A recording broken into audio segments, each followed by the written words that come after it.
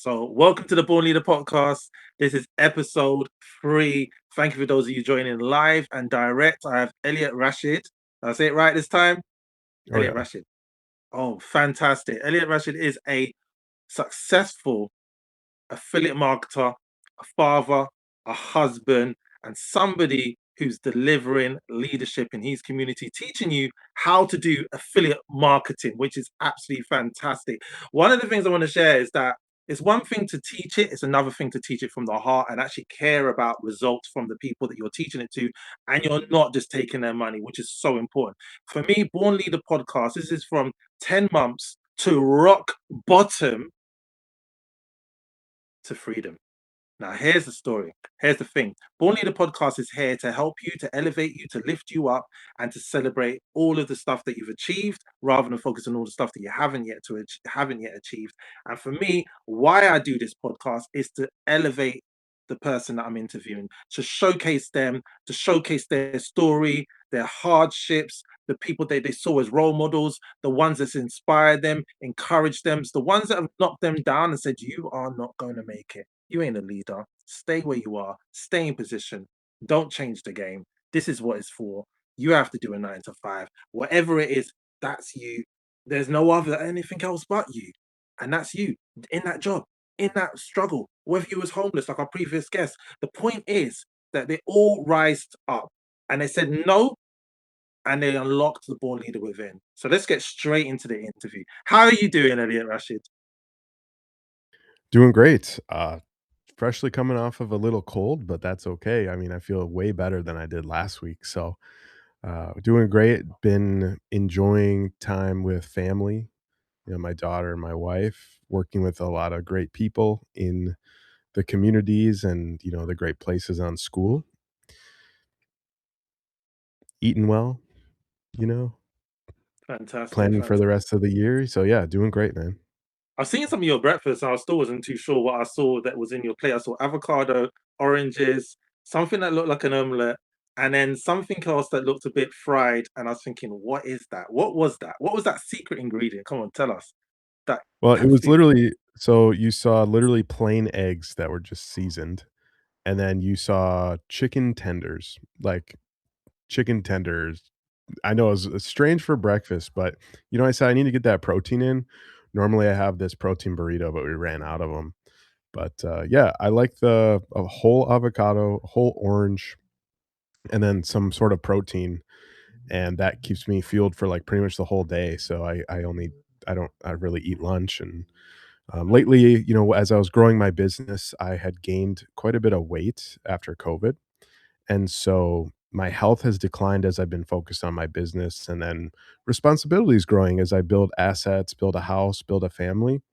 So I let my health slip a little bit, door dashing a little bit and overeating. So I found out that all I really need to do is track what I eat and do simple math to figure out, oh, I can lose weight. So since then, I've been tracking my calories, and that's why I just eat a big, you know, fueling breakfast so I feel good, less processed stuff. For example, my go to order, we have a place here in Wisconsin called Culver's, which is like burgers, shakes, stuff like that. And my go to order I found out was like 1,500 calories, which is way too much. And so Wow. simple changes of like switching if I eat out, switching what I eat, it's going to reduce my calories, or just eating simple, basic whole foods at home made such a big difference for my energy. And now the number on the scale is going down steadily. So yeah. Congratulations. And let's see where that stems to. So let's go into it. You know how it is. We've done a pre-interview, which is definitely going to be announced. It's going to be put out in different ways.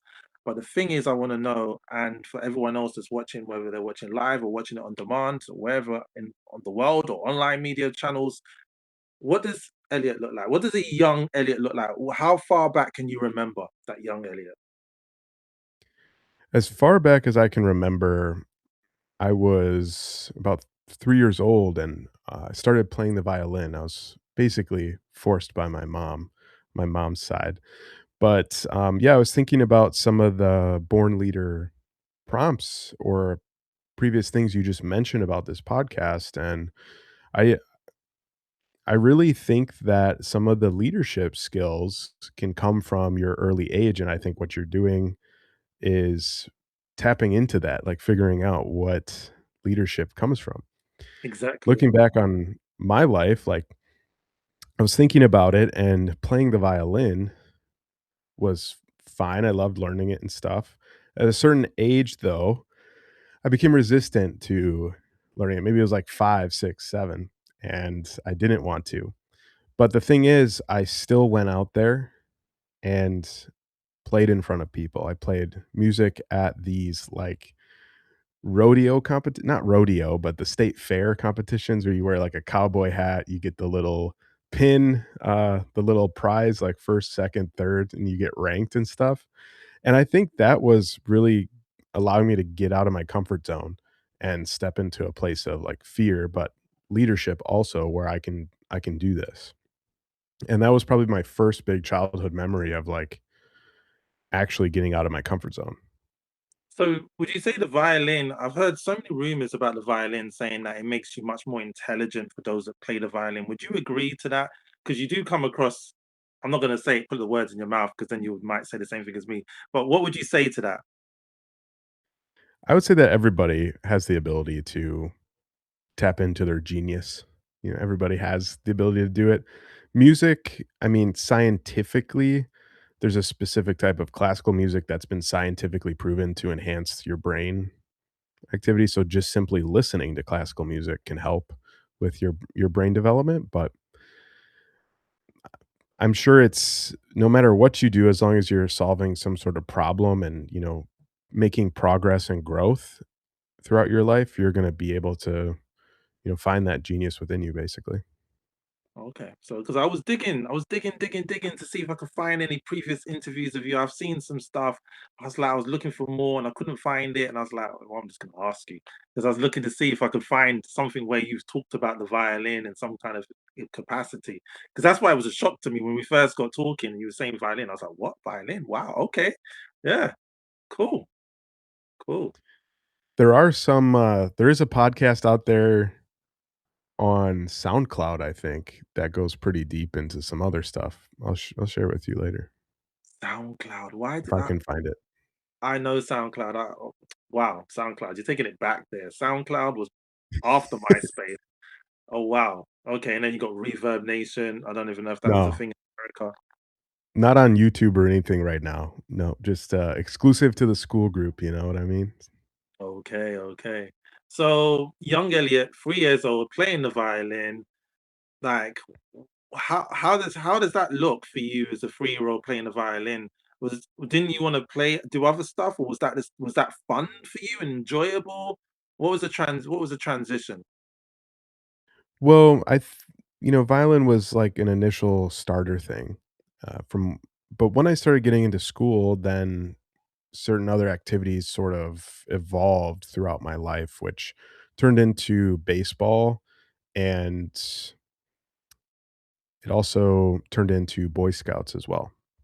So, as I discovered more things growing up, violin was the main thing because at a certain point, I was able to, play violin at school in 3rd grade. But prior to that, you were introduced to like t-ball and a little bit of like Cub Scouts too.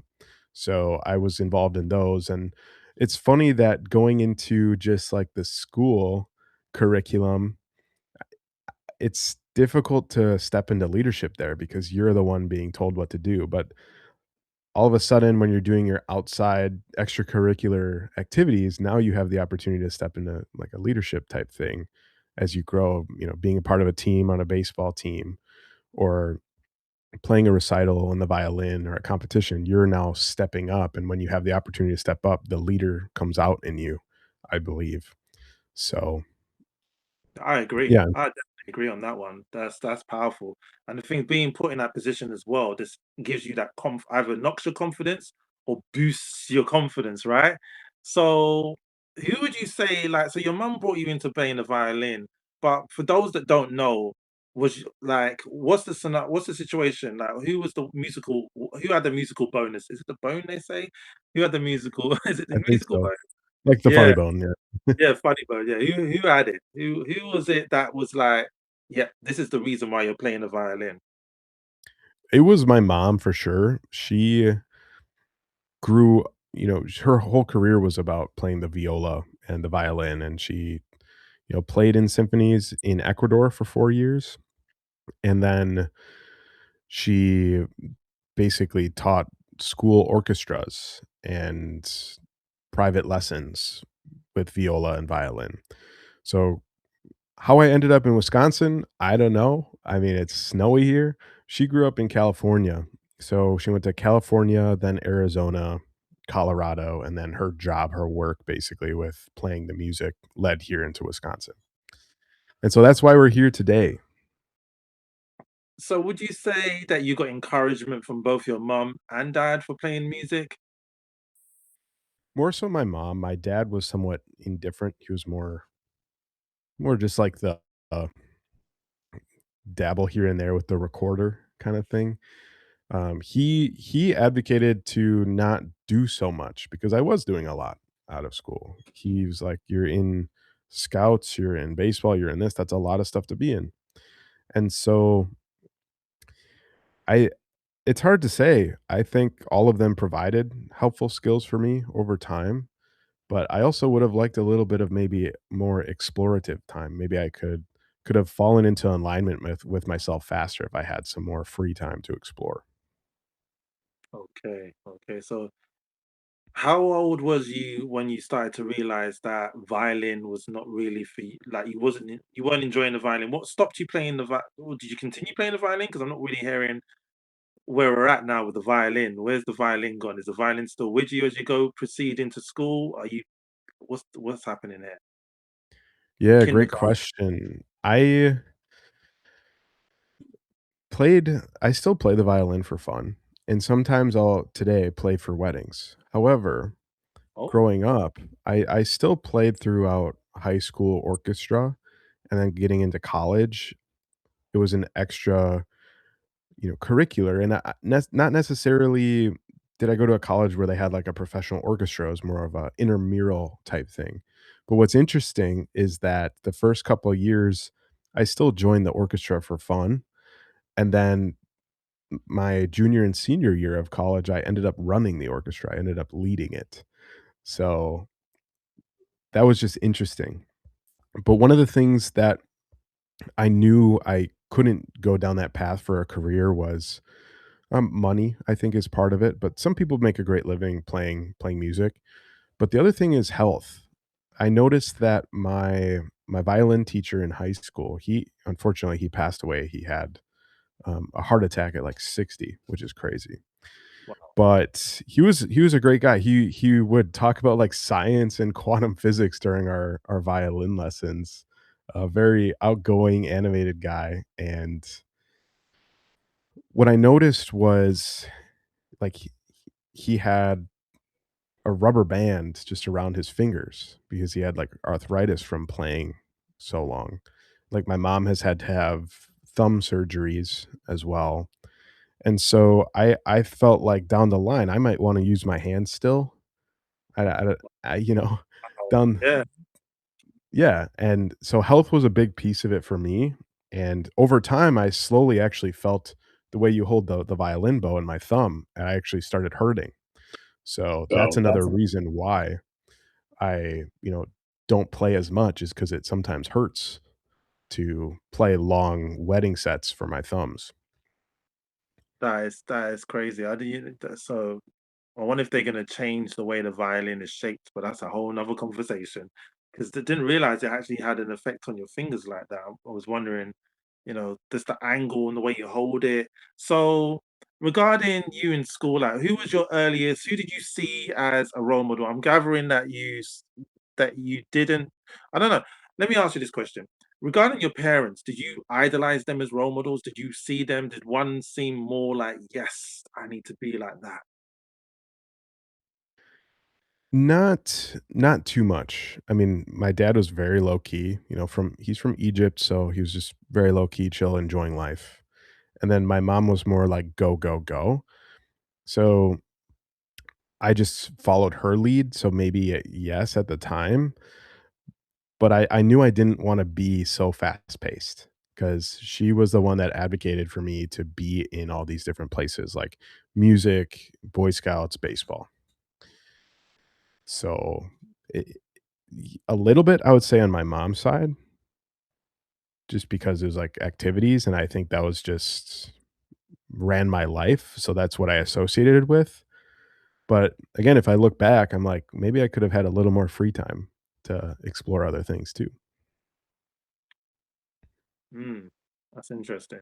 So in school, what was your favorite subjects? What made you just like click, light up, and then dimmed out your light? What subjects were they? Well, actually, at the time, especially in high school, they had these extra classes that were like engineering classes. Like we had the ability to do that. So it was how to figure things out. Like for the longest time, I really liked to understand how the world worked. And I really like to understand to how to connect the dots. And that what I feel like is my talent is being able to connect the dots, see everything in the world. And I wanted to literally understand how literally everything in the world worked. And so yeah, thinking about it, we had these engineering classes about like how these electrical boards work, or we would do computer modeling with 3D design. So I could take an object on my desk and the class, like this mouse, and I could like digitally model it by measuring it and building it digitally. So that to me was pretty exciting. Uh, Math, physics, that type of stuff was just boring to me at the time, but I do enjoy math and physics. Nowadays, I enjoy everything. I enjoy history and I enjoy everything else, It's, but I would say that engineering is the thing that really was exciting for me. I have to say, is history now is more exciting now than when it was the school days. History, no, 100%. Yeah. dead boring. It's like, oh come on, please, art, graphics design. What was the other one? Technology. I think it's called something technology. I can't remember what it's called now. Is it DT or something like that? But anyway, the stuff where it's hands on and you get to create stuff that kind of made you just like that lighted you up. Is that what you are really saying here? And history Yeah. was another. Yeah, exactly. Yeah, being able to Uh, create, being able to understand how things work, that's what was driving me. Still is. Yeah. so moving on, what was your? Did you have a routine as a young Elliot? Did you have a routine, or what did it look like if you did have one? Like a morning routine? Yeah, So, yeah, like a morning routine. dude, I'm gonna tell you, I was rushed as a kid. So, I would wake up late, and my mom would be like, "You have 2 minutes to shower and get ready, or I'm not driving you to school." So, I think that's why I'm so, like, chill and slow today because you can't rush me. So Fair enough. so my routine was more so, it was more so yeah, my mom would drive me to school. I'd get up, get ready in, like, literally 5 minutes because I would wake up late, and I, would go to school. She wasn't necessarily a great, cook or anything, so a lot of times we would eat out at, like, McDonald's for breakfast, and so I do think that that contributed to some of my, hard points in life, like being a little overweight as a kid and building unhealthy eating habits. I think that really did quite affect me that routine over time because my parents were divorced, so my mom would be the one to like take me to school. My dad would be the one to pick me up, and Oh. so that routine in the morning was a little toxic, I should say. So from what I'm hearing, you had a lot of fast food. So you saying that it actually gains? Did you gain weight? Hmm. Yep. So I'd say like 5th grade, 4th, 5th grade is when I really started gaining weight, and, yeah, all throughout until, like, my sophomore year of high school, I decided to do something about it. What did you do? I ran a mile every single day for the entire summer. Who told you to run them up? Wait a minute. You go. Like, who taught no, seriously, like, who taught you to run a mile? Like, where did you get that from? Because we're talking about there's no internet. There's no internet. Like, what was it that you saw that you thought, "I'm gonna start running a mile"? Go on, Elliot. Share this out, please. I wanna It know was this. a it was one of my neighbor friends, actually. We went to school together, and he was the one that kept me in it, having the accountability. So we were like, "Hey, why don't we get healthier this summer?" And then literally every day we would run a mile, and we mapped it out in our neighborhood. It made a perfect mile on the street. So we would just push each other. I would wanna give up, he would wanna give up sometimes, but we would force each other to, like, sprint at the end.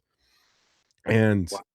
so How old was you here? How when you say sophomore year, because it's different from America and the UK, so how old are we talking? that's 10th grade, end of summer after 10th grade. So you're, how old are you, 12? I was maybe a little older than that. Let's see, Oh, we skipped some years here. 16, maybe 15, 15. Okay, okay, okay. Interesting, because So, I was yeah, thinking to myself you were being influenced by somebody else, but you're saying your neighbor. Okay, that shows the yeah, difference. Before you'd be like, "Well, I watched this person on YouTube or Instagram or TikTok." No, my neighbor. Now people don't even know their neighbors. yeah. So we're back there. You're 15. You're running miles, and you're training for the World Olympics. No, you're not. You're smiling, saying, "No, you ain't even doing that." Where was we at with this running? Was you Did you take it seriously eventually, Yeah, or I did. what? No, I did. I really wanted to lose weight because I think I had this, you know, I had this, like, pain behind feeling bad about myself and losing needing to lose weight. So I took it seriously, and we would do it at night too. We would do it like 9 PM every night. It would be dark out, and maybe that's because I was embarrassed. And so we would do it at night. I'd be embarrassed.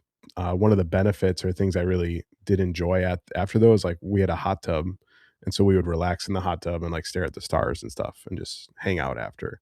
So there was a little reward after and a cool down. But yeah, that summer I had lost like 20 pounds, and then all of a sudden, like people started recognizing me. So that felt good at the time. I didn't really know how to handle my ego, and uh, got into some trouble. But I was like living high on life. I was like, I've never been this, healthy in my life. Got into some trouble, and then I was coughing though. I started coughing for the entire year. And I went to all these different doctors my junior year. I lost 20 pounds, but now all of a sudden I'm just coughing like crazy. And turns out that a year later, there was a lump that started forming on my neck and it was sticking out. One day we went to the doctor and it turned out to be, cancer that had formed. And so all this great stuff, becoming healthy, now just turned into cancer. That's rough. Did you ever do you know when you're looking back at it, do you feel there was an indicator? Because you was talking about the unhealthy eating, the fast food, McDonald's ain't exactly the best. I mean, if you put a burger and leave it there, I've actually done the test and seen next week, a week later, it still looks exactly the same. The letters might have withered away, but everything else still looks uniform.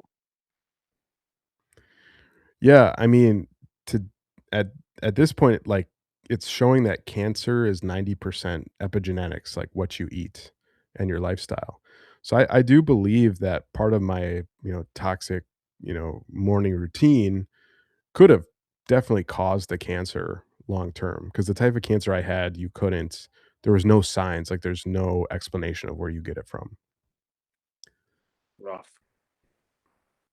And here's the crazy thing.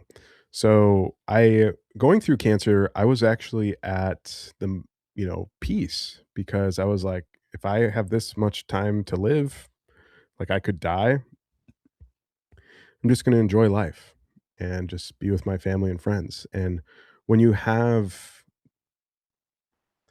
time crunches like that where you feel like you're going to, be gone at any moment, you really start to find gratitude for life. And you realize that sitting at a job isn't going to be worth my time. And so that's where some of the freedom principles started being created. It's And rough. the one of the big things though that was really, really challenging for me going through that was most people lose weight when they're on chemotherapy or have cancer. I ended up gaining back all the weight that I had lost and more. Like I lost 20 pounds the summer 2 summers before, and then throughout cancer treatment, maybe I was eating, like stress eating or something, and I was on steroids, which made me like really hungry. And I would eat steak and probably a bunch of other stuff. I don't really remember what else I ate, but yeah, I just remember I gained 40 pounds and I didn't care that I had cancer. I cared that I was gaining weight. It's And I just serious. remember, like, I was in the doctor's office about to do, like, treatment and stuff, but I just started in front of my dad just, like, bawling because I was like, "I worked so hard to keep the weight off, and now it's all coming back, and I have cancer." So, yeah, it was tough. The weight was more your focus. That's more than the cancer. Why would you say the weight was more your focus? What does that actually look like? What's going on in your head that you're focusing on the weight that you could easily lose and not the Mhm. cancer? Was that how did that look for you? What's going on here? I wouldn't have understood that until later on, until I started diving into personal development, and there was a time where I had the opportunity to work on personal development in 2019 where it really clicked for me what happened back then in the weight scenario. And we had this opportunity to explain our why. Why are we doing something? Why am I getting into entrepreneurship? Why am I getting into freedom? And imagine you're in this event on a ranch. There's a set of chairs in a U shape. And then each person goes around, you stand up and you explain your vision. And if you're like people believe you, they'll stand up. So we took turns and rotated. I stood up in the middle, and at the time I was like, I want to develop a energy research lab. I wanted to understand energy. And I had to convince these people why. What's my why behind that? Like, well, if everything is energy, I could understand, how to, you know, make stuff, I guess. I was freaking out, honestly. I didn't know what to say. And so nobody stood up. Nobody believed me what I was trying to say. And that's because deep down had a something that really was stuck. I didn't I didn't understand it. So the instructor came over, started walking through these questions. He had me close my eyes and say, "Well, if this, then that. What's really happening here?" He asked me a series of questions. And it came down to this: if everything is energy, I'm energy, and if I can understand how energy works, then I can control my body. Then I can stop feeling like shit about myself all the time. And then I started bawling. And I opened my eyes and everybody was standing. Like it was clear that, okay, like I feel bad about myself. So now I need to understand the invisible, the energy. I need to be able to figure it out. connecting the dots, figuring it out. So I was going to college, I was really good at the visual things like mechanical engineering, the things you can see and touch in reality. But I needed to learn the things you couldn't see, like the energy, like there's crazy things going on there. Throughout that event, I also discovered the real driver behind the pain of the weight. And when I was a 5th grader, we had the bus buddy program. So I'd go down to the kindergartner, walk him to his bus. The kindergartner called me a fat ass. And that stuck with me for years, like 10, 20 years, and was driving my life. One little kid said, "You're a fat ass." And that thought was driving my entire life. And that's why throughout cancer, to full circle answer your question, I cared more Yeah. about the weight. And that's what got you doing the running as well, the mile run. Oh yeah. Ooh.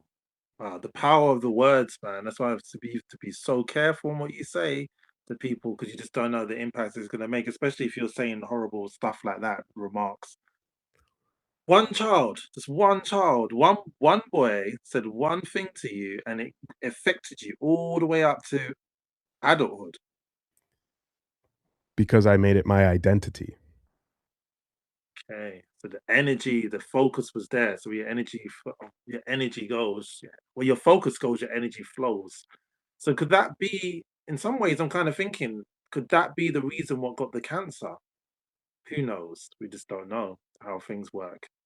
Because if you're just focusing on negativity, it doesn't do any good inside your body. As I'm sure you're aware of this now. 100%. I mean, if everything is energy, like vibrationally, you're attracting that. You are energy. One of the fascinating things and I'm still fascinated by energy and personal development, but if you look at the microscopic cells, there's the nucleus in the center and then the rings that go around it. There's a space in between. There's nothing there or nothing that we can see.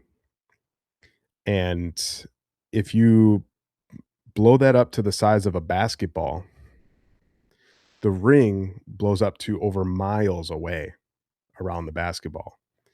And that's the amount of empty space you have in a cell. And you have how many cells in your body? Think about all of that empty actual space that somehow is connected into this form. And so even like having a child, I believe there's been studies that the cells from the mother into the child are connected through the same thing, quantum physics. That's what we call it. We call it quantum physics. Yeah. But like if the child is in distress, the mother feels it. If the mother's in distress, the child feels it, even if they're far away. How do you know when you're gonna call your child? You have this sixth sense to like call your child to check in on them. And there's been science that shows it's these invisible cells or gaps that are connecting us all together. So that being said, going through personal development, I think we've all read like Think and Grow Rich and all these types of books. There's Joe Dispenza is really big on this, John Assaraf, and a couple others. But the point throughout all of these books, I think the secret or the magic or whatever it is that your energetic state of your being, of your body, is what is attracting your life, like attracting the things in your life. So if you're living in a feeling of negativity, chaos, your cells, your body, your energy is connecting that together with other experiences of chaos and negativity. If you're living from a place of abundance, you're going to attract more abundance. So one of the exercises I walk through people through is called the money magnet. And what I say is I'm a money magnet. I attract money. And I swear to you, the first day that I learned this and did this, I walked outside my apartment at the time and I found a $20 bill on the ground. Cool. That's crazy. And before even before this call, one of the things I say to myself now is everything works out in my favor. And so I was on the call with like customer service, before you hit record, I was on the phone call. And I was like, "Oh, it's gonna be 4 o'clock. I gotta be on this. I gotta be on this interview at 4 o'clock." And I'm like, everything works out in my favor. Literally, right as the clock turned 4, the call ended. I hopped on. So there's these phrases you can do to energetically, I feel like, help you, and that's what these books are trying to say. Books are powerful when you actually read them and implement them. I've got the Psycho Cybernetics with Maxwell Maltz. I don't know if you've heard. I actually Yeah, mentioned that I've to you read that before. one. Yeah, That book is serious when you have that vision, that mental image of yourself, and obviously you had that mental image of yourself when that boy called you a fat kid or fat. What did he call you exactly? The words were the fat. fat ass. Fat. There you go. That's even what fat, not fat, but fat ass, and that's an insult in itself. That's a serious insult. Back in the day, kids' days, fat ass, anything to do with being called fat, that so obviously you had that mental vision, and that vision has kept followed you all the way through. So the fact you've now addressed it, that's how's that is for you for your life now since then, from that time when you was there and everyone stood up and they all were just like celebrating the fact that you are serious about having this energy lab. What happened to that? Where is the energy lab now? Well, in that moment, I was shook. Like, I had to take the rest of the 2 days and I was still just thinking about that moment, and it was hard for me to be present because my body was, like, shaking. Something shifted within me. And knowing me, knowing how things work, knowing that the challenges I faced were driven by one kid, like, allowed me to let it go. So, I think just understanding the why behind it, why was I driven this way? The awareness of it allowed me to move forward. And moving forward to me is like, okay, my past doesn't drive me. Today is a new day. I've got a blank sheet of paper and I can create anything that I want to create. And that's how I look at it now is like, we only have a limited amount of time. All these experiences, our time is really short. And so when I look at each day as what can I do today to create something that I want to create, I'm not letting my past drive that or hold me back. I'm actually going to get myself out there, get out of my comfort zone and not say, "Oh, I'm too overweight to do this," or I'm, struggling. I'm getting rid of these beliefs and just doing it. And over the journey of, starting in 2018 with the affiliate marketing, I've learned all these little phrases and there's these micro phrases that have helped me stick with it. One of them was from a mentor where he said that if you want things to change for you, you have to change. Powerful. And that was one of them that stuck with me. So I had to change my habits.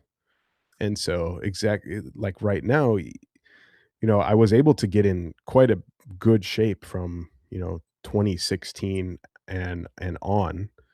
And also even after that event, I got in really good shape. And as I grew my business, I started, neglecting my health a little bit and started gaining more weight. But if I want to change, I have to change. So now I know that. And now I'm doing things to actually change that. And so it's, you have to be able So to want it. is that like, would you say that's a mantra of yours now? Yeah, absolutely. Yeah. If you want to change, you have to change. There's quite a few other mantras. One of them is like, I do it now. That's one that really sticks with me. And then the quality of your questions determines the quality of your answers. So a great example of this is I want to go to this live event. But how do we change that question to be a higher quality? How do I get paid to go to this live event? That's a higher quality question. changes the path. So, from my understanding, we've fast tracked past childhood. We're now in adulthood. What is your adulthood looking like right now? Because from I'm still not quite hearing about I'm gonna say it right, the energy lab. So, was you a full-time entrepreneur here? What was going on? What did your life look like for young, well, not so young Elliot now? So you're like in your 20s, I believe. Is that where we're at? Mhm. Yep. It's probably like 23, 24 when I started entrepreneurship, and I realized that I didn't really want the energy lab. I wanted to just feel good about myself, and the only reason I wanted the energy lab was to, you know, knock out that feeling from that kid calling me a fat ass. So, I decided that what I really wanted was family, freedom, and not to sit in an office staring at a gray wall for 40 hours a week for 40 years. And so then I discovered affiliate marketing, and that sort of unlocked all these different pathways of places I could go. Because before it was just as an engineer, I just sit in an office at all these places. And now discovering all these different how are these people actually doing this stuff? Traveling and creating freedom, discovering Facebook ads, automation systems, affiliate offers. That's what unlocked all these different pathways today. Building a family and being able to work from home and have more time than most people do with their families. So, from you was at school, you was working towards what exactly? It wasn't an entrepreneur. What was it you was working towards at not school, but was it college? What's it called? Is it pre? It's not. So you got. Yeah. Let's not run through this again now. New, not was it? It's kindergarten, right? Yes. Preschool. No, Am I right? preschool, kindergarten, Oh, preschool, kindergarten. Okay. elementary school, middle ele- school, high school, college. Okay. You Okay. call So it uni. Okay. So yeah, high school. You was going towards uni. So what was you looking to study in uni? So, engineering, and that's somewhat stemmed from Boy Scout leaders, I think. Those were the role models. There was a guy who would, like, show how things worked. He worked at Master Lock, and he was one of the leaders there. So I was inspired to see, like, how things work. Because as a kid, you grow up, you're like, "I wanna be an astronaut. I wanna be firefighter," or, you know, engineer, doctor. And so I was like, "Well, what path do I go?" And I think understanding how things work was really where I wanted to be. And that's where I guess I could figure out, like, oh, I could design stuff for astronauts or I could design stuff for firefighters. When you get into college, though, they ask you, what type of engineer do you want to be right away? And it's like really fast. You don't have time to explore. You're like, do you want to be biomedical, mechanical, electrical, and civil, structural, whatever? There's so many different types of engineers. That's the thing, right? And So those days, no internet, so it's pretty straightforward. yeah, it was hard to, but it was like hard to choose. And because I like to see physical things, how physically things work, that's why I chose mechanical. But down the line, I was like, well, now I really need to understand how the things I can't see.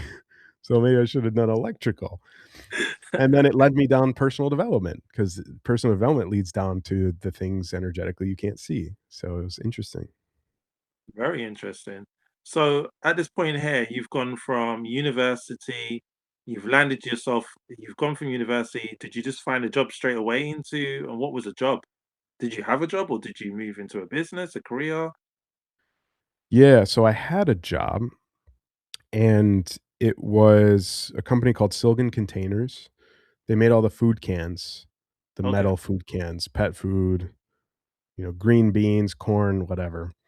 But I was traveling every single week at the time. So I would fly out Monday, stay in a hotel all week, come back Friday, or I would drive like 5 hours somewhere. And it was physically exhausting. I was working in these factories where literally people You know, I saw people get their hand ripped off from a machine. Like, it was not safe. It was Oh, pretty traumatic, and some of the chemicals in those they coat these cans in chemicals, so you're in the factory, you can smell it, and I'm like, my health, I had already gone through this, the cancer stuff, so I was yeah. like, "I gotta get out of here." So, luckily, I got out, from a friend and started working locally about a year later. And that's when I stumbled upon some of the affiliate marketing stuff. Prior, there's a little gap in between where I started a drone business Oh, too okay. with one of my friends. I was really into flying drones, so when I was traveling, I'd take photos, and then my friend was like, "Hey, we should start a business." So we started a LLC together, and that just tanked. Like, we fought, we hated it. So getting into business with partners was a big challenge, and we failed. And so I had just moved. I had some extra time being local. My business just failed. I closed my drone business with my friend because we wanted to create freedom as well, just flying drones. And that's when I discovered affiliate marketing. And I still had a job. That's when I had a new local job where I didn't have to travel, but I would still be in the office for 40 years. I was sitting there like, I have to do this for another 40 years in this office. Safer. Yeah, we're definitely safer. Well, so what was the trigger point? What what was the trigger point? Where did you feel you're in the office, you're stuck in a routine. What did your morning look like compared to your morning before, where you said your mum used to rush you in the morning? And you did said that you now live a laid back lifestyle. So what did it look Mhm. like then? What was that routine looking like? I was already trying. I was testing the limits of a laid back lifestyle. Okay. 'Cause, today I like to wake up, spend time with my daughter, make Beautiful. food, enjoy the morning. My wife has a slow morning club hat. So we enjoy our slow mornings, and, at the time I was pushing the limits. Sometimes most workplaces, you're supposed to be there at, like, 8 in the morning. Sometimes I'd walk in at 10. It's just what happened. I'm surprised I didn't get fired. That's what I was gonna say. You didn't get fired for that. Wow. Wow. You was not that easy replaceable. That's basically what that means. You just Yeah, but stroll. most of the time I would still, I would run again. Like, I would work out, I would run. I had extra time at that point to take care of myself, hang out with friends. I was living in an apartment with some friends at the time, and yeah, mostly just work until I discovered what was next. So you're going to work, you're arriving late, your boss isn't saying nothing. It's quite surprising. You live in a comfortable job. Why would you need to change? What made you decide to change if it's that easy for you? Because like I'm sure a lot of the people watching with the guests that we have right now locked in watching us, are thinking to themselves, damn, I want a job like that. If I had to go back to a job, that's the ideal job for me. I'd be like, that is just to roll in. Don't even I used to feel funny when I'm just about to call the like if I'm running late, I'm running late. You didn't do no running late call? No. Wow. I maybe it's just the nature of the job where it's like, get your work done and you're good, but, um I used to remember, feeling frustrated at, like, rushing, and I said, "My life is too valuable to rush. I don't wanna get in a car accident rushing on the way, so I'm not gonna rush myself." And I think that was stemming from my mom being like, "You got 2 minutes to get ready." And even today, my wife sometimes is like, "You are so slow sometimes," and I'm like, "Take my sweet time." You know what I mean? I was thinking you was gonna do that today with the interview, and then you're just saying you was on a call, like, and the call just ended, and then you strolled in like a minute later. You live by your word, man. Wow, wow. I know. I'm waiting to see where the motivation was, where you kicked in and you said, "You know what? This isn't for me, this job." That's right, that's where we're headed. So I saw the people that I worked with. There was a guy sitting at the desk. He was very big, had bad posture. His health was, like, declining, and don't get me wrong, I sit at a desk today but I have a bit more freedom than back then. And I'm not influenced by other people. There would be when I sometimes when I would go out to eat with them, they'd be like, "Do some shots," or whatever, they'd, encourage you to get a beer during the workday or whatever it was, or that water cooler talk by the break room. It's like the same old thing. And then just seeing the other people there, how their lives are. There's this one guy, I worked up on the second floor in the office, but we were attached to this manufacturing floor. We were making this power equipment. And I'd go down there and there was this one guy, I'd say, "Hey, how's it going, Bill?" And every time, no matter what, I knew exactly what he was gonna say. "Living the dream." That's what he'd say.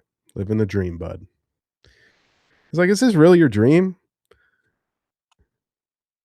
This is a dream? What are you talking about?" So, that I think the living the dream thing was the thing that did it for me. That one guy, Bill, kept saying, "Living the dream." Said, "You're not living your dream. I'm gonna go live mine." Yeah, well, that seems to be a global thing because they say that in the UK as well. I'm like, how you mean you're living the dream? This is living the dream. I was like, really? That's Yep. tough. And I don't work there anymore. Yep. He probably still does. I have friends that my friends got me in that job. He still works there. And I told him about affiliate marketing, what I was doing.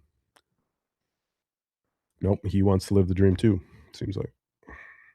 I think it's more so living a dream, but more so comfort. I mean, I was just talking to someone who's got a musical. They play music. They love it. That's what they want to be their dream. But they were just telling me how comfortable, how nice they get treated in their job, and I could just hear. And they were saying, yeah, in the next few years, then I'll start to pursue my music career. And I'm like, you're too comfortable in your job. I just told them straight, I don't even know them that well. It might be just a lukewarm kind of the DM, but I was just like, you ain't gonna get to where you want to go if you're so comfortable in your job like that. They treat me 100 so. Yeah. What? Or there's the fear of, benefits, Yeah. but you So really need urgency to get out of there. You need some urgency. so saying urgency, what was your urgency? Because what was yours, if any? I would say meeting meeting my now wife. When I was working there, I met her at the beginning before 20 like the beginning of 2020 before COVID happened, Okay. and just realizing that, okay, my life is getting serious, that I'm gonna have a daughter. And I had already started, but I had a couple great sales here and there, but I wasn't at a point where I was on the path to, like, freedom. Like, I was still really struggling, and I wanted time for, like, my wife and my family I was building. I wanted to be able to retire her and at least have that ability in the future. And the path I was on, like, the amount of raises were not there, and it really struck me this one time as well. You're asking these questions, and it's really cool that you're doing this to and hope everybody gets to go through this process because it brings up memories that, I haven't thought about in a long time. And there was this time I had been working for the company for years, like 4 or 5 years, and then they brought someone new on, and I had trained the guy. So I was training this guy, and then we got to talking about, like, money, and I find out that he's making thousands of dollars more than I am, and I had been working at the company for 4 or 5 years. And that was really the moment where I was like, "Corporate doesn't care about me. Like, are you serious?" And Wow. that was the straw for me. That was the breaking point for me. The That's deep. intern that just got hired that I trained, I'm the one training him, gets paid more than I do. How does that even work? Like, is that like a pat on the back, or they just like in close to the boss? I don't know, maybe it's like the market economics of the entry level job market, but the wage increase rate didn't hit the entry level market rate increase. Yeah, That's what they said, but that's not how you treat your employees, no, 100% and no. they don't care. Yeah. No, they don't. And the thing is, one thing that's stuck in my head right now is when we were getting together and we were talking about how we're gonna get this interview to happen. I see your story and I really want to just put it out there. And I was digging because I was digging. You gave me your bio, and I was like, no, Elliot, I feel that there's so much something missing here. So I went digging, looking to find more from you. Went through your socials like an investigator because I go deep when I'm doing my interviews. And I found this story about you modeling. So congratulations for the modeling. Are you still modeling right now? Tell us about that story of the modeling. You got to share the modeling, man, because I was like, okay. Oh, yeah. Surprised you found that. I Uh, did some digging. that was in my prime when I was feeling healthy, right? The, I was networking actually. So when I had the drone business, we would go to this event called #MKE local here. So it was an in-person event. It was like once a month, Thursday. Grab a drink, talk to people. And we were trying to promote our drone business at the time, which worked pretty well. And so people would refer us some business at the time. But then there was a guy who worked for Koss headphones. Koss headphones are made locally here in Milwaukee. Cool. And so he was like, "Hey, I need a couple of, people this week." So I followed him on social and then I would be like, "Hey, I'm available if you want to." So I just kind of got my foot in the door by connecting that way. And he gave me some of the photos and I said, "Wow, this is kind of a cool opportunity." So you just model the headphones and I didn't necessarily get paid or anything, but it boosted my confidence, which is fun, Yeah. and it built a friendly connection. So I would say that today, shifting my focus to social media and stuff, still, going to those events have built like a referral network too. So one of the guys I met another drone guy, even though I'm not doing drones anymore, he's still doing drones. So he met with a couple local businesses, and if that business needs ads or something, he'll throw my name out there and refer me business. And just from going to local events back in the day, I'm still getting business from that. So that's one powerful way that has helped me, scale my business too. So it's 11 minutes past 1 minute past 11. So it's 111, which we be talking about these 111s all the time. And there's one thing, that mental image that I got, that I was just like, this is so powerful in a positive way, that you, from what I've seen, you didn't take it powerful, and that you didn't really focus on it too much. And that was that punching bag, that little punching ball thing with a picture of you on it. And I was like, did he take a picture to remember where he was at, to just show him that he could, like, that was that, like, why did you take a picture or something that was taking the, like, to the extreme rude, just taking a piss. Another fat ass person telling, Yeah. commenter, someone like that kid that called you a fat ass. Now you got this one here in your workplace.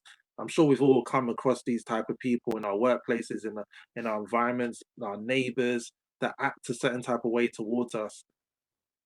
How did you manage to not retaliate? How? You don't look like someone to mess with, so maybe you didn't have a bed then, maybe you just weren't going to the gym.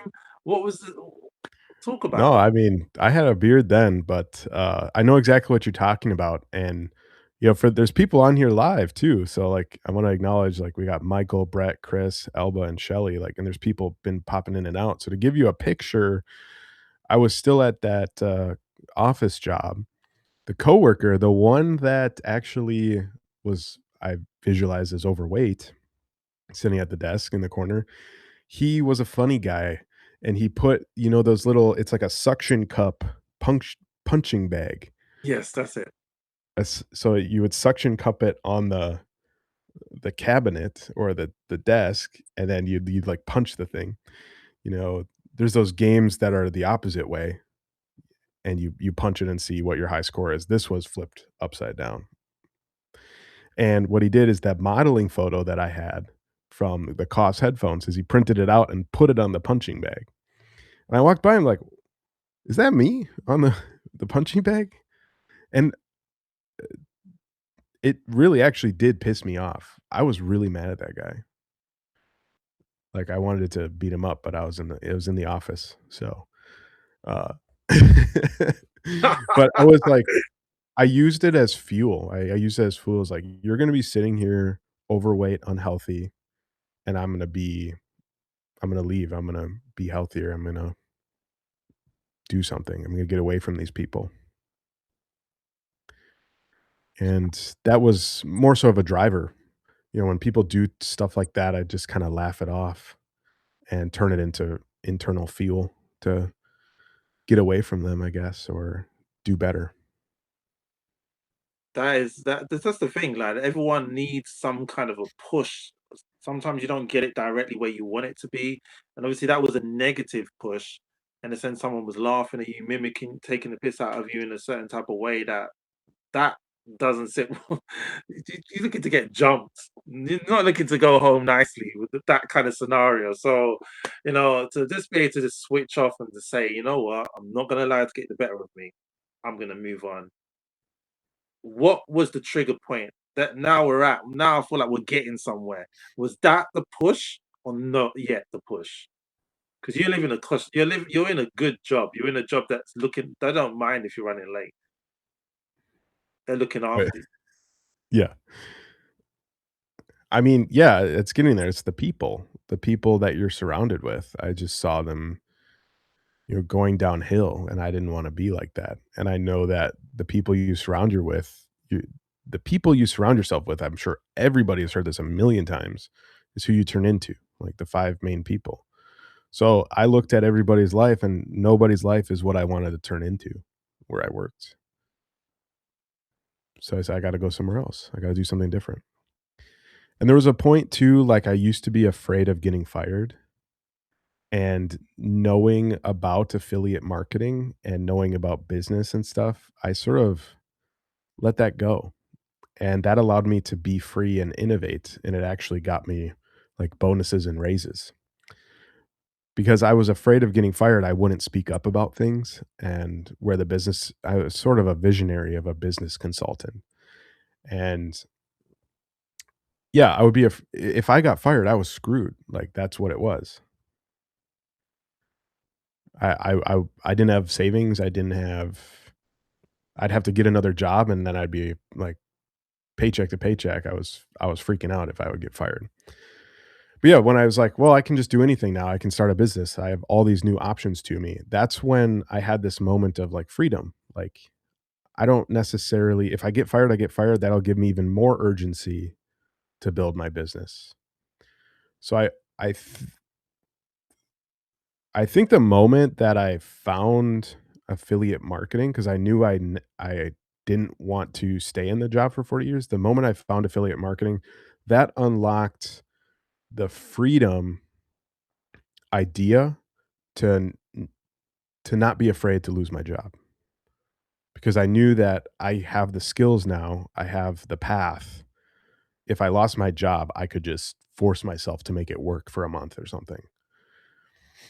And but it's the funny part is that because I had that shift, I did better at work. Like, I went to my boss's boss. Oh my god. It's interesting.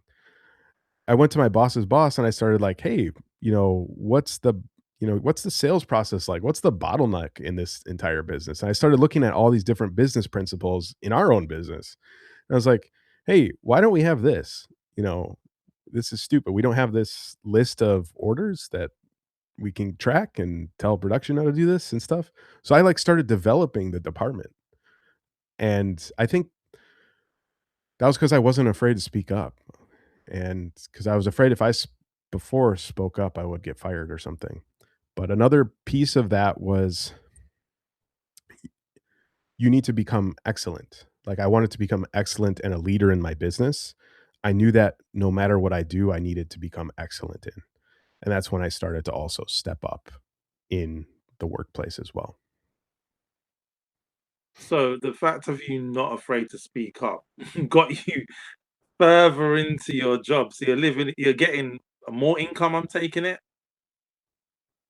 Would you get to Slightly, get a like pay rise? Slightly? Okay, that's a yeah, start. they gave me a surprise bonus for, like I swear it's just from asking and being curious about the business that he nominated me for a bonus, yeah. I'm curious.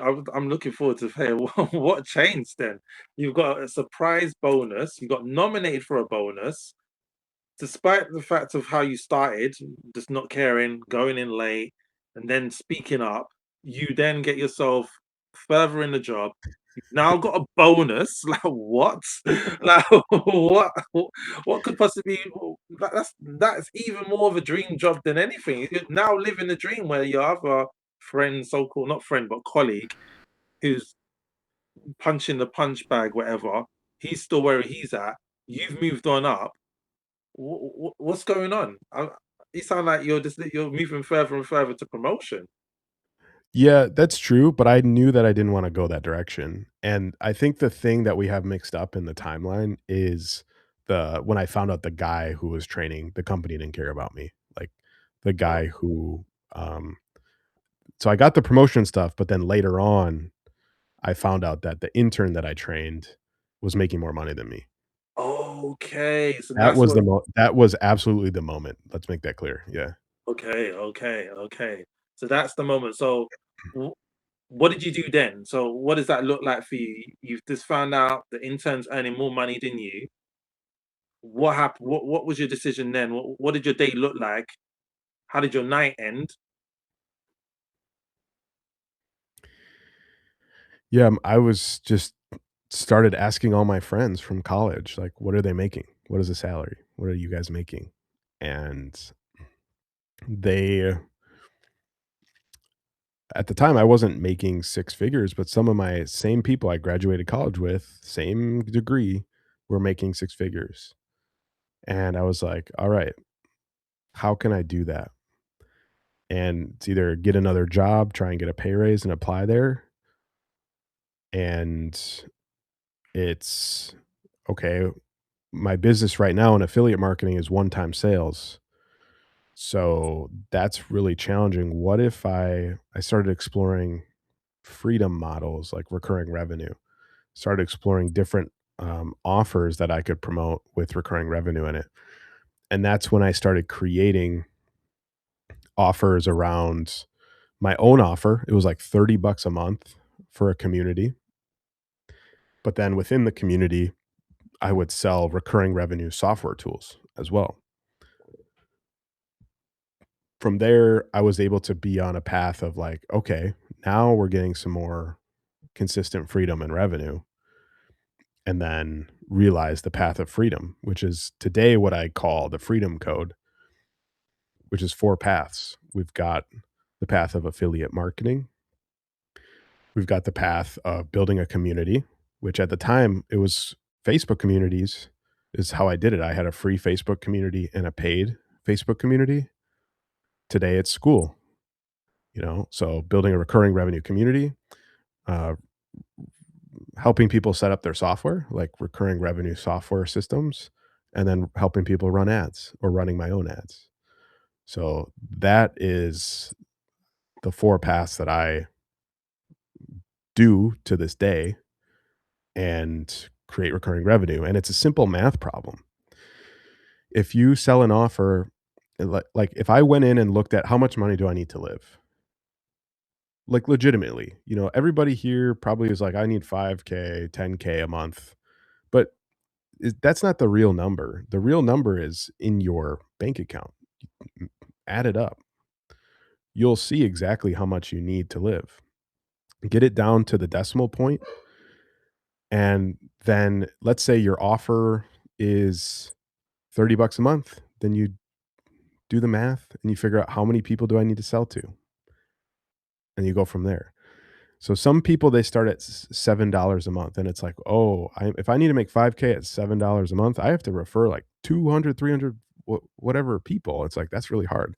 Like, well, now let's design an offer that's 47, 97, And now the amount of people you need to refer gets under the hundreds. Like you need less than 100 people to achieve freedom. Yeah. So there's a big jump here. When did you leave your job? Or are you still doing the job now? Because I don't think you Mm. are. So when did you leave it? December 2022. And how was you able to? Recurring revenue. I Oh, started selling. I was started selling like crazy. so was you? Are you saying that while you was there and you found out about the intern, you was already working the affiliate side on the side hustle kind of thing? Right, so I started in 2018 on the affiliate side. So by the time this happened, this was December 2022. So it took, like, about 4 years. No, it took 5 years because I started January of 2018, this was December 2022. So 2022 is when you Mhm. left. December 2022. Okay. So there was a period of 10 months where you was. What was that looking like? Oh, yeah, that's the title of this thing, isn't it? It's the title of this thing. I don't recall it being 5 years to freedom to rock bottom to freedom. Obviously, it was a process, but when was it that 10 months come in? Because we were So talking about, the 10 months to my first sale, that's it. There we go. and that was the thing that created the freedom for me. The shift of, like, I lost all fear of losing my job because I could make sales online. So in January of 2018, that's when I started. It took me 10 months to really figure out systems, ads, placing my first ad online. And then I earned my first sale, and then it became real. That was the freedom point for me, was when boom, I had a random stranger buy something on the internet from me. And it was a $59 sale, but that moment shifted everything. And that's when I lost all fear. That's when I, realized I could keep going, and I kept going, and I went on to make like $4,500 in a single day, which was more than I had made in a month at the time, in 2018. But the problem was the consistency. Even though I had the path to freedom, I lost the income consistency because I would make 4,500, but then the next month I would make 0, and then the next month I would make 300. So that wasn't sustainable. And so throughout the years into 2019, 2020, that's when I started shifting my reality to recurring revenue. And so I had slowly over time been building a recurring revenue base. And today, from offers I sold in 2019, I still get paid today in affiliate commissions. Nice. So I chose somewhat of a slower build path for smaller recurring revenue things. Sometimes I treated, I would get high ticket one-time sales, but I would treat those as bonuses. That wasn't my main focus. It was what's my consistent recurring revenue? And over time, then could see my path to freedom. That makes sense. Because the one times is just a one time. It's not multiplying. It's not nothing's happening with it. It's just one time. Yeah, and you have to work the same to get the same sale. Yes. Yes, indeed. So from what I'm getting, it was a build up to when you was in a secure position that you knew that the job didn't you didn't need a job no more. Was you double income or it was exactly the same as your salary? Where was we at? Without, you don't have to say about the figure, but this where was we at? It was right about 6 figures. Okay, So that would be 30% more. cool. 30% more than I was making at the Congratulations. time. What a story, man. What a story. I mean the questions there's a pin post for those of you watching with us right now in the classroom, not the classroom, there is no classroom. What am I about? Pin post. If you want to ask any questions for like Elliot now, or for him to come back and answer the questions, anything you're not sure about, or you want to work with Elliot and ask questions there to find out whether it's a good fit for you. That's the time. This is the point where you can ask questions. on the post thread, and then I'll ask Elliot the questions, or depending on how Elliot wants to do it. But we are at the point where you've gone from the earlier days of young Elliot, and you've got to the breakthrough where we're now at school, right? We're at Facebook. Where are we at? So we're at a multitude of things. I teach everything that I do. So I still do affiliate. I've got affiliate income coming in. The core four, or the freedom code, really. The affiliate income, which to me is the ultimate freedom because there's zero fulfillment on it. Yes. And so I sell school as an affiliate. I sell Go High Level as an affiliate. In the past, I've sold ClickFunnels as an affiliate, other software tools as well that still pay to today. Um, if you want the full rundown, I sell FlowChat as an affiliate and other school groups too. Two, school communities. So I have a recurring revenue school community, and most of that is a lifetime deal. So I feel like coaching is something that is a lifetime offer. I don't want people to necessarily pay forever. So that's why I've made my coaching on school lifetime. And I just feel like that's a piece of coaching. I don't think you're going to need my coaching forever. So it's lifetime. You don't have to pay forever. But that brings in a hybrid of high ticket income. So that's how I treat it, as a bonus. The other recurring revenue comes from avenue number 3, which is software agency. I sell Go High Level systems to local businesses. So if I'm a Go High Level affiliate, I'm only making $39 a month, which is great.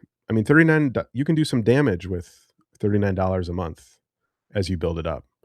Oh You know, yeah. just people starting out, even an extra $500 a month would help so many people if you could make an extra of just $500 a month. But yeah, if you sell high level as a agency, you can now charge whatever you want for a sub Oh, account. okay. So now the base rate I charge 97, I get the full 97. So that's called white labeling a software. Yes. And so that is the third piece of the freedom code, and then the fourth is running Facebook ads for clients. So obviously I teach that stuff. So if you want to learn how to fish and do these strategies, you can. But there's other people that don't want to learn how to run Facebook ads. They don't care to run software. So that's why I r- do like done for you services for clients all over the, I've worked just all over the world, Australia, United States, Canada. And one tip I have is retention. So we need to focus on longevity and retention, because when I was starting out, I would charge like 1,000 a month for Facebook ads, but then people would pay like only 500 for their ad spend. So they're like, "Well, I could spend more on my ad spend if I just get rid of the service fee." So I would have like people would pay for 3 months and then they would cancel. And how Yeah. can I create freedom if I don't have retention? Mm. So I developed the ad spend service match. And this is one of the things that really helps people out a lot. Is I've had clients on Facebook ads with me for years now because they can adjust their ad spend budget. So I have a client that might spend like $120 a month on ad spend. That's my service fee, $120 a month. I have clients that spend more than 500 a month, less than 500 a month. It doesn't really matter to me because I I have enough. So I have a roof over my head. I'm great, doing well. And so they can adjust, but like 500 a month ad spend, that's 500 a month for me income. Sometimes some clients are seasonal, like landscape clients. And so in the winter, they reduce their ad spend, but then they go wild in the spring. They'll spend 1,000, 1,500 in the spring. And my service fee then matches. So now I'm making 1,500 that month. So my point being is that built retention because then people consistently stay on the ads forever. And so retention with all these systems is a key piece to building freedom. I don't know if that answered your question. I just went down this path. You went in, but you answered the question and doubled up on it. So like you've literally explained how you was able to get out of the job and how you've been able to maintain. Because a lot of people get out of a job. I've been one of those people.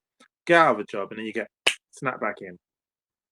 Then you pull back out, you get snapped back in. But you just explained how you was able to overcome that from that happening. Because a lot of people are like, yeah, I'm leaving my job.